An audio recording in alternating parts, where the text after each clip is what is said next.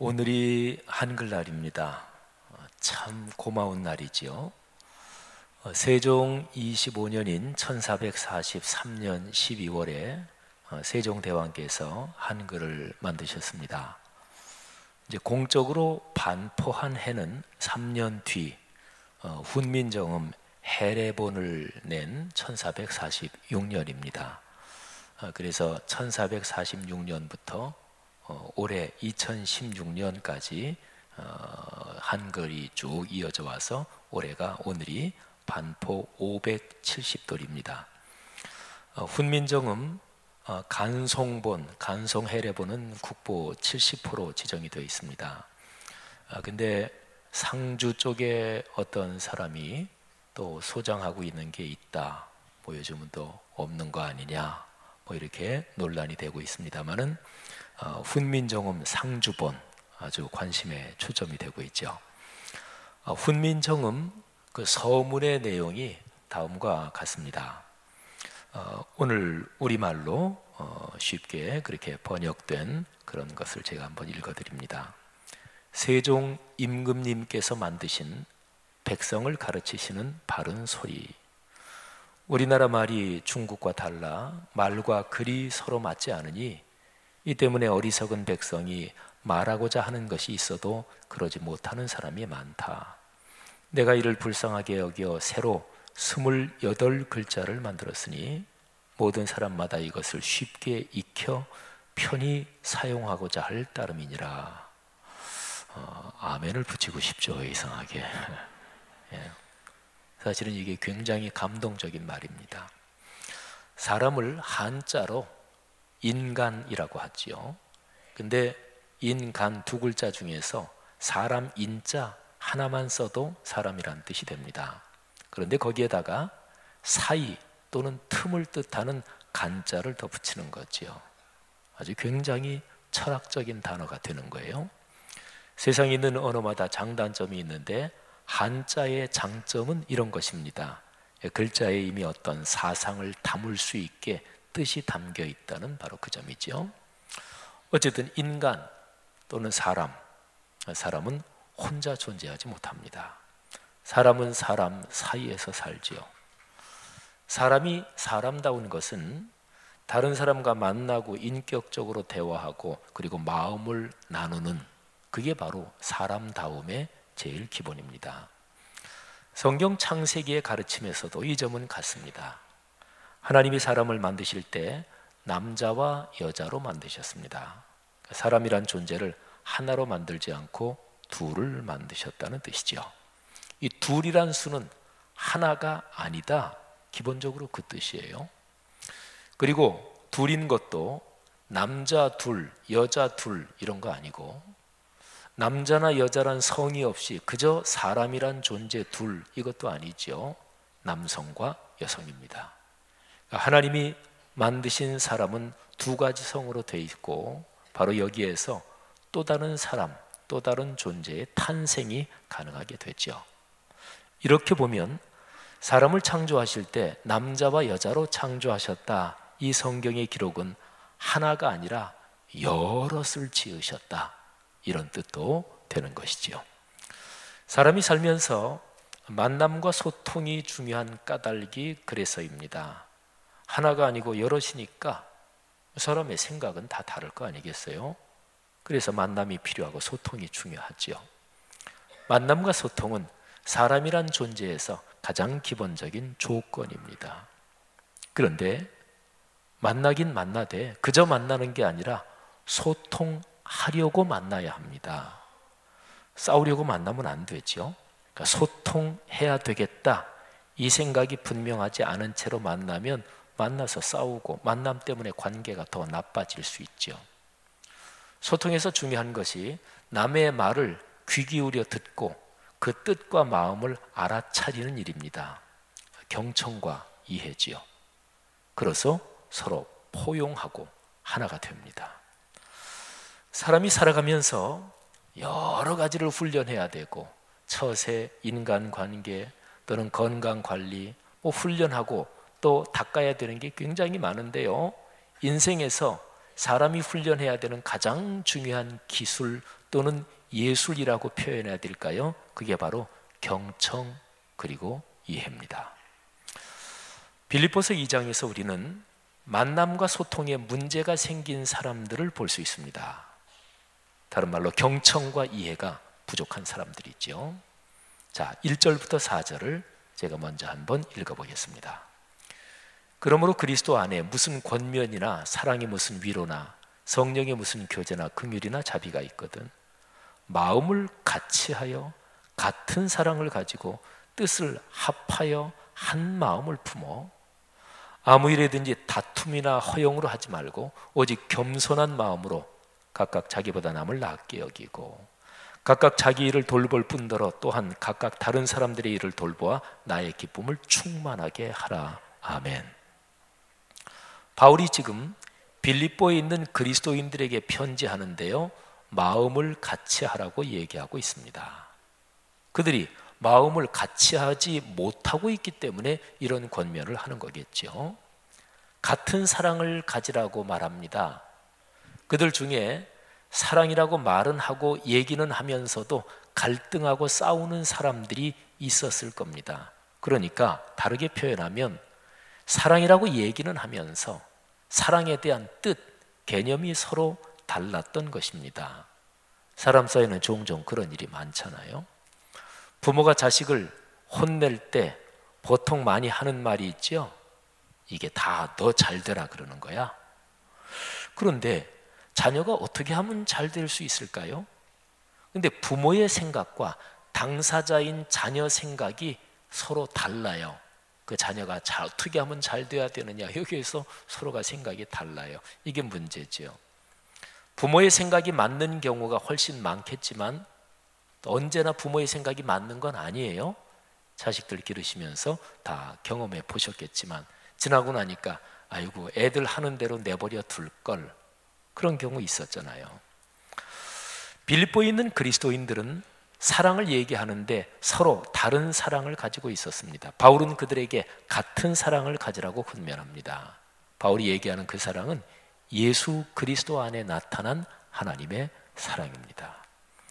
바울은 뜻을 합하지 못하고 있는 사람들에게 뜻을 합하라고 권면하고 마음이 갈린 사람들에게 한 마음을 품으라고 말씀합니다.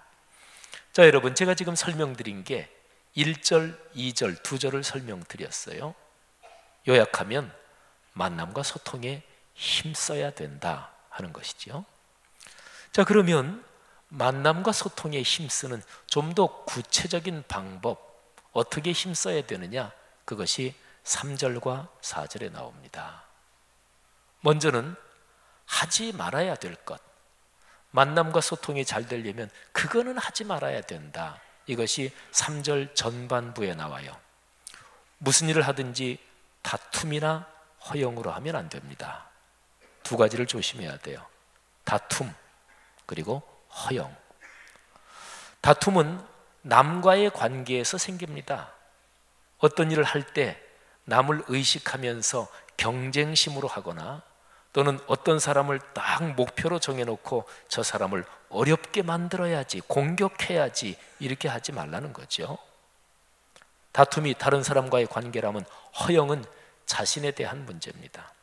자기 이름을 내고 자기 명예를 드러내기 위해서 하지 말아야 된다, 이렇게 권면합니다. 다툼과 허영 두 가지는 하지 말아야 돼요. 그러면 적극적으로 해야 될 내용은 무엇입니까? 그게 3절 후반부에 나와요. 겸손한 마음을 갖는 것입니다. 거기에 설명이 나오죠. 겸손은 나보다 남을 낮게 여기는 것입니다. 다른 사람을 볼 때 그 사람의 장점을 보는 것이며 그 사람의 가능성을 생각하는 것이며 그 사람의 미래를 믿어주는 것입니다. 인간 관계에서 다른 사람의 장점보다 단점을 더 잘 보는 사람이 있죠.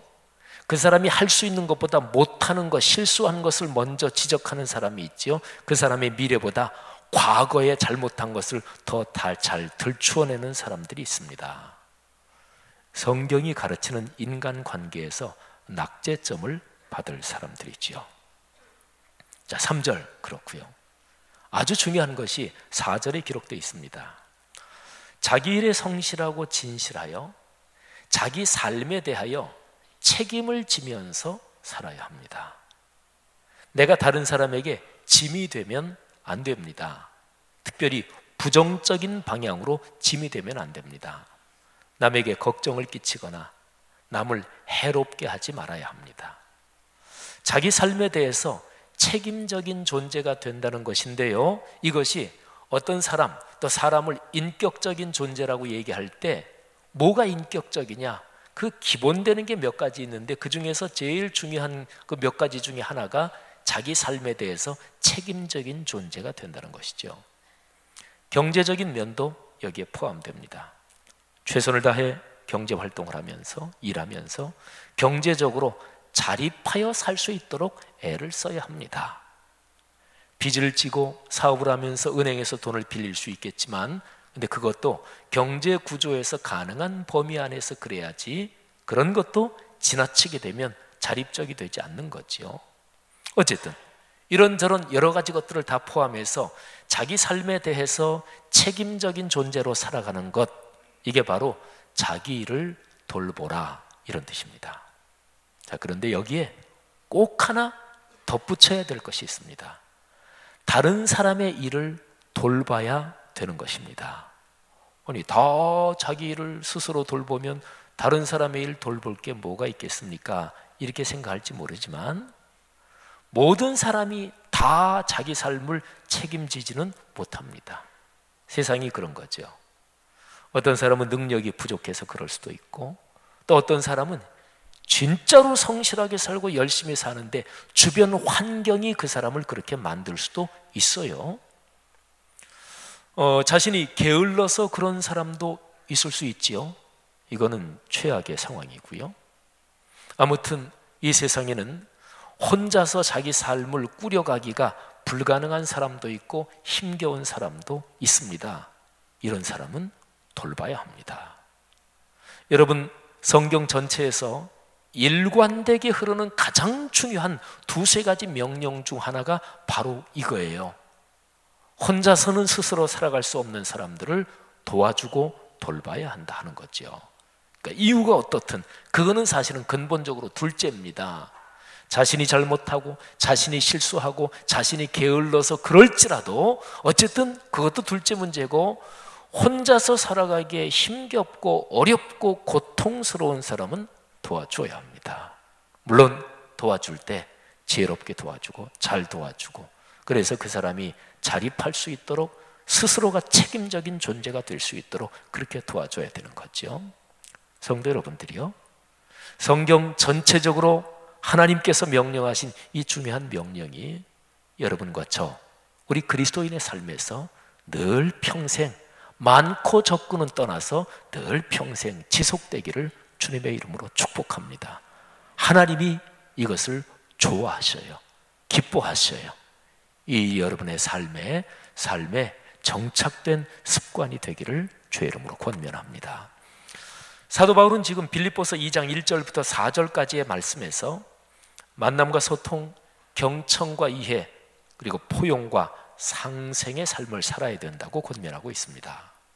자, 근데 그 다음 절 5절부터는요, 그런 식으로 산 사람 어떤 분을 소개하고 있어요. 근데 이게 참 재밌고 멋져요. 누구를 소개하느냐? 하나님을 소개합니다. 이거 얼마나 멋져요. 만남과 소통의 보기를 들면서 하나님이 그렇게 사신 분이다, 이렇게 얘기를 해요.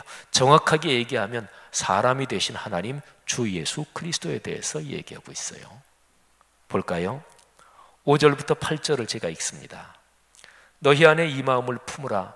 곧 그리스도 예수의 마음이니 그는 근본 하나님의 본체시나 하나님과 동등됨을 취할 것으로 여기지 아니하시고 오히려 자기를 비워 종의 형체를 가져 사람들과 같이 되셨고 사람의 모양으로 나타나사 자기를 낮추시고 죽기까지 복종하셨으니 곧 십자가에 죽으심이라. 아멘.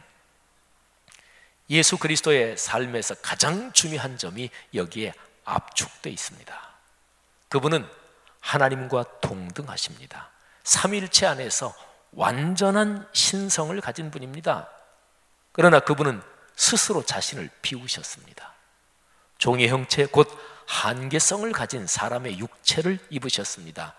그러니까 완전한 인성을 가진 존재가 되셨다는 것이죠.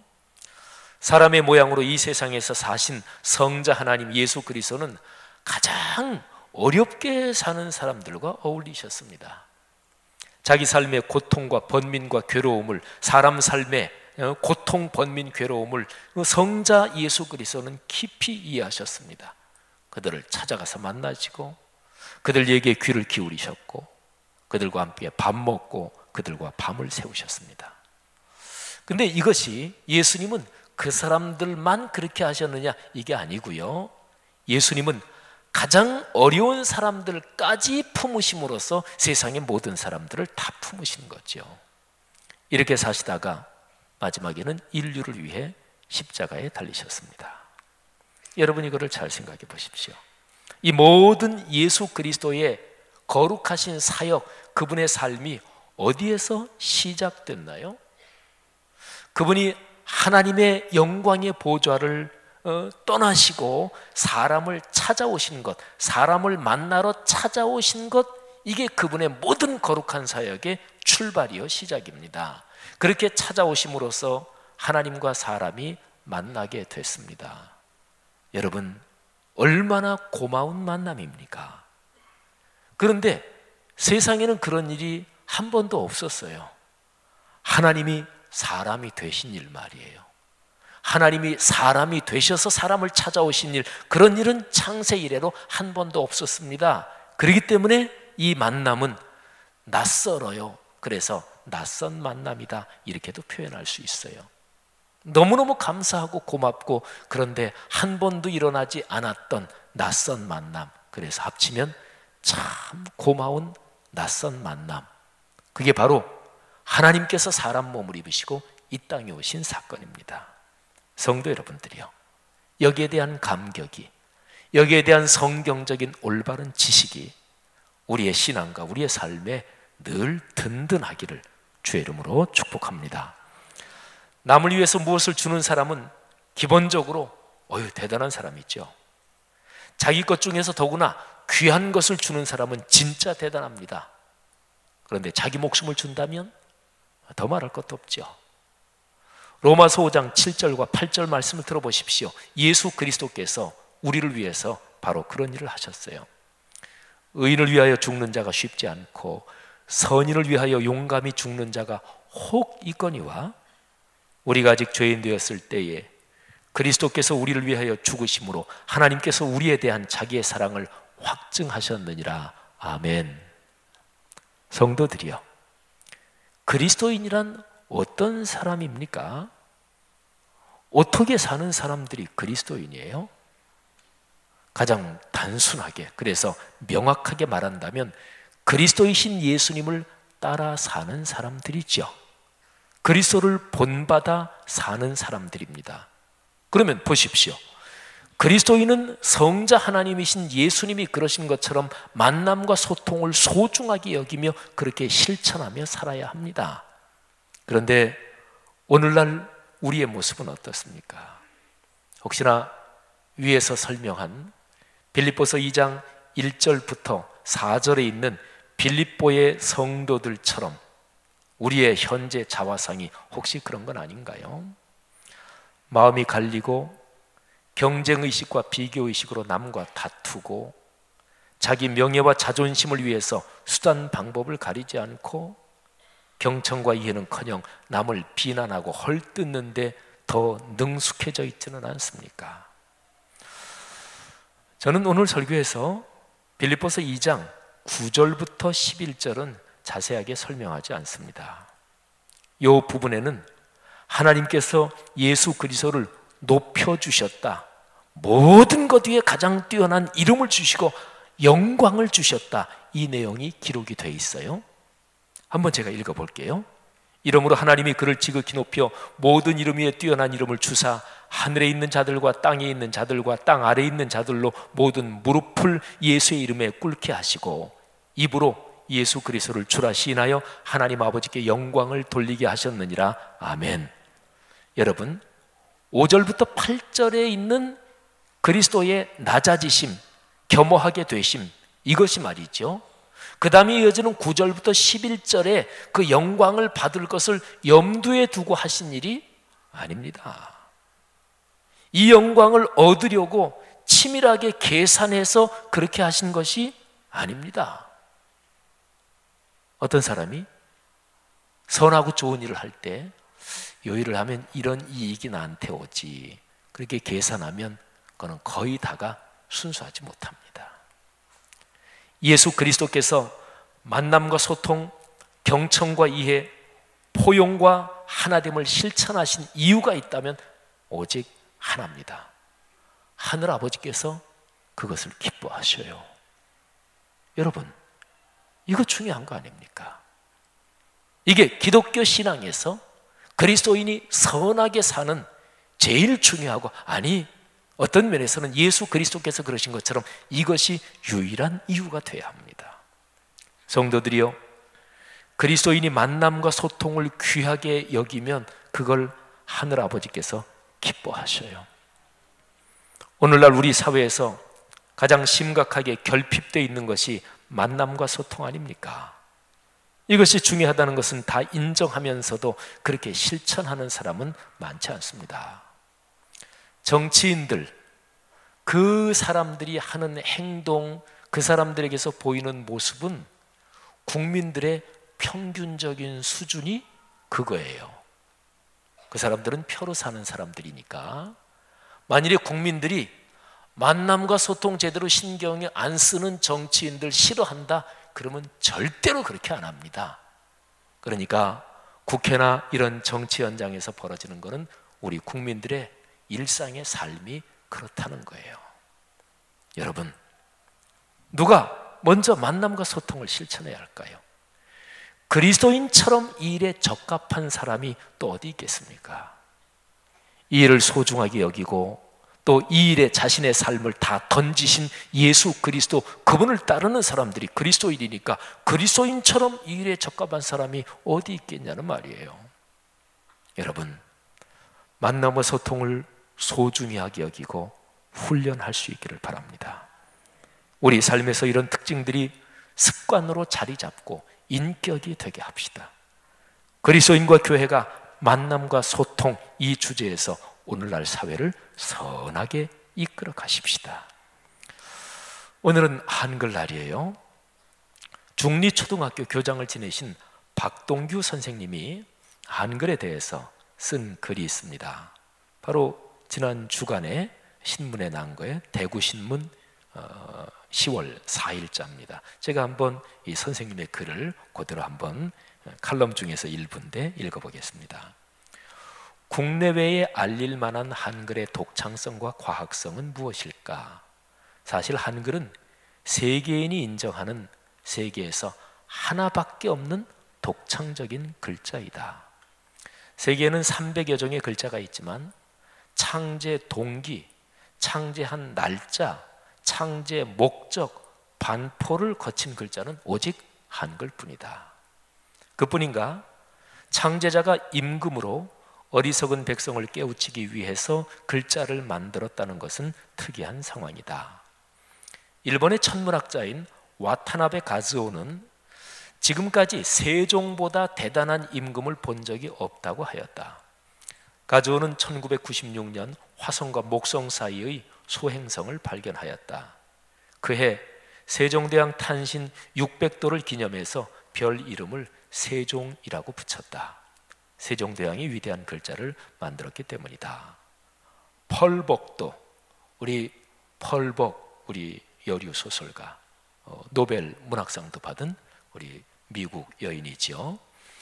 대지라는 그 유명한 소설을 쓰고 또 우리나라에서도 살기도 했고 또 소사 쪽에다가 어린이들을 위해서 엄청난 금액을 기탁해서 고아원도 만들고 그러신 참으로 존경받는 분이죠.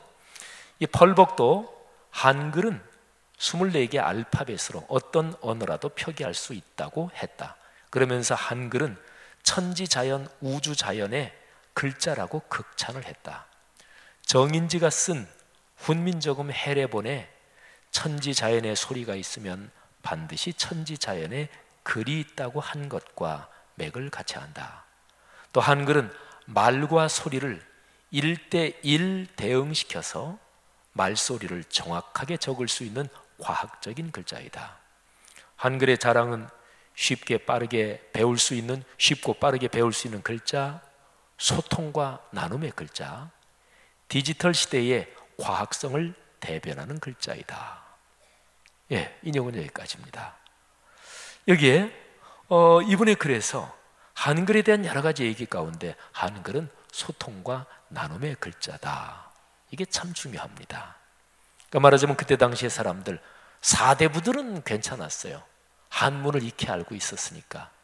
근데 보통 평범한 사람들, 하층민들은 말하기는 한을 이렇게 말하면서 적을 때는 어떻게 적어요? 한자, 천 이거를 적는 거예요. 그러니까 하층민들이 말과 글이 일치하지 않고 자기 뜻을 쉽게 글로도 표현하고 이러지를 못했죠. 여러분, 옛날에 왕조시대 때 하층민을 그렇게 생각하는 것은 전 세계에서 유례가 없는 일이에요. 조선시대는 백성들이 우리나라 이런 의식은 사실 없었다 그러죠. 서울대학교 어떤 교수 한 분이 사실은 임진왜란 때 백성들이, 민초들이 일본군을 환영했다는 거예요. 왜군을. 그런 얘기했다가 막 사회적으로 비난도 받고 그랬는데, 근데 그때 당시에 사대부들이나 뭐 나라 이런 거 있었지, 민초들은 살기 어려운데 누가 오든 상관없는 거예요. 하루 세 끼, 그때 당시는 보통 두 끼였지만 먹고 살게 해주면 되는 거예요. 그런데 임금이 그 하층민들을 생각해서 글자를 만들었다. 감동이죠. 만남과 소통에서 세계 역사상 이런 게 없는 것입니다.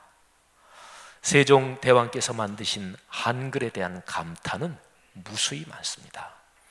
한글에 여러 가지 귀한 의미가 담겨 있지만 그 중심에 만남과 소통이 있습니다. 그리스도인으로서 만남과 소통에 대한 시대적인 책임이 있지요. 그런데 한글을 쓰는 그리스도인으로서 만남과 소통의 책임은 다른 사람들보다 훨씬 더 큽니다. 성도들이요, 이 사회 또 오늘의 역사에서 그리스도인과 교회에 주어진 이 소명을 잘 감당하며 소중히 여기며 인생길 걸으시기를 축원합니다. 기도하겠습니다. 이 시간에 들은 말씀 가슴에 끌어안고 내 삶도 돌아보시고 또 요즘 우리 사회도 한번 생각해 보시면서 주님, 만남과 소통으로 작은 일상에서부터 그렇게 살게 하옵소서. 또 특별히 한글을 섭리 가운데 주신 하나님께 감사하는 기도도 드렸으면 좋겠습니다. 다 같이 각자가 기도하겠습니다. 하나님 아버지, 은혜를 감사합니다.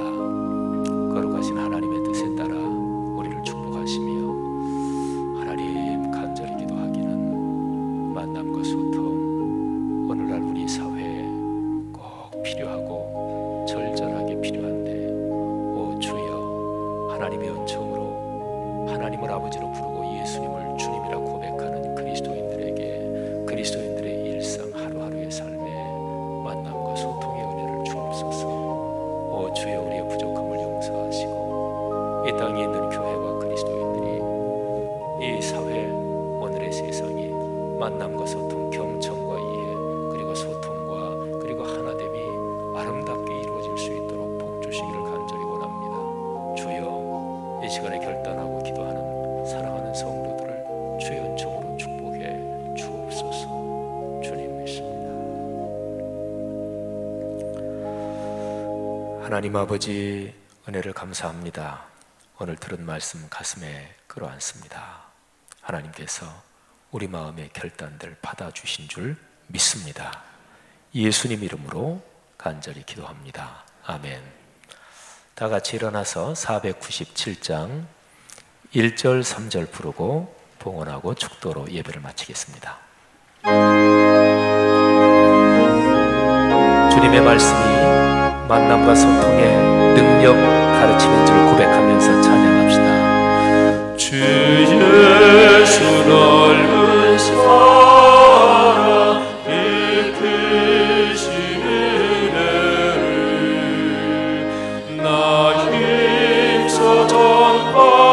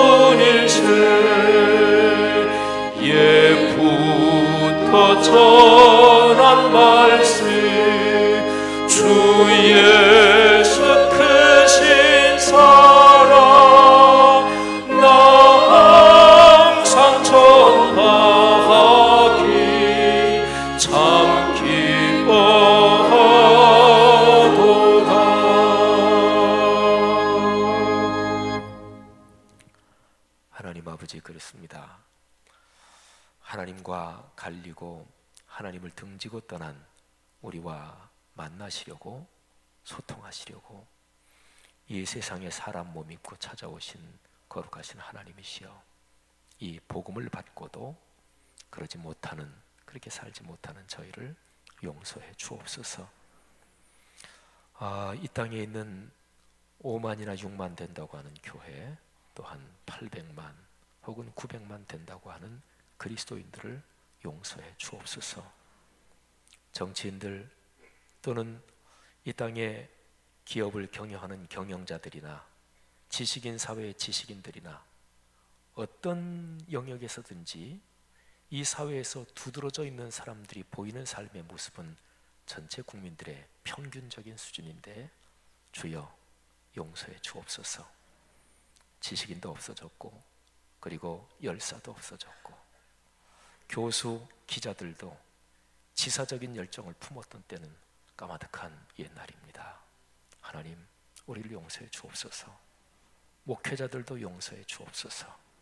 하나님, 거룩한 주의 말씀에 따라 다시금 가장 작은 내 일상에서 한 걸음씩 걸어가는 남은 자들을 다시 일으켜 세워 주옵소서. 아버지, 우리 교회 공동체가 그렇게 걷겠습니다. 절대로 자랑하거나 또는 밖으로 과시하지 않고 한 걸음씩 그렇게 삶의 길을 걸어가며 가정을 소중히 여기며 내외간의 사랑이 깊어지며 주님이 주신 아들, 딸, 손녀, 손자 열심히 잘 기르고 그들이 믿음을 가지고 사는 것을 최우선순위에 놓고 권면하며 양육하겠습니다.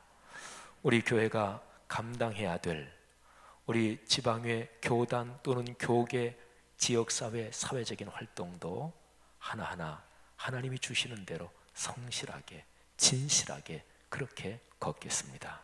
말씀 삼 원색의 선교를 그렇게 축복해 주옵소서. 이 시간에 드린 11조 감사주일원금 선교장학 건축도 여러 상황에서 하나님이 주신 축복 감사하는 마음으로 바친 헌금들, 이런 마음을 담아 드리오니 하나님께서 받아 주옵소서. 성도들을 축복해 주옵소서. 병을 고쳐 주옵소서. 경제적으로 어려운 분들 문을 열어 주옵소서. 아들, 딸, 손녀, 손자 인생길에 좋은 문들 열어 주시옵소서. 예수 그리스도의 은혜와 하늘아버지의 사랑하심과 늘 함께 하시는 성령의 통행하심이 하늘 백성 머리 위에 이분들을 통해 오늘의 세계 위에 지금부터 영원히 같이 계시기를 축원하옵나이다. 아멘.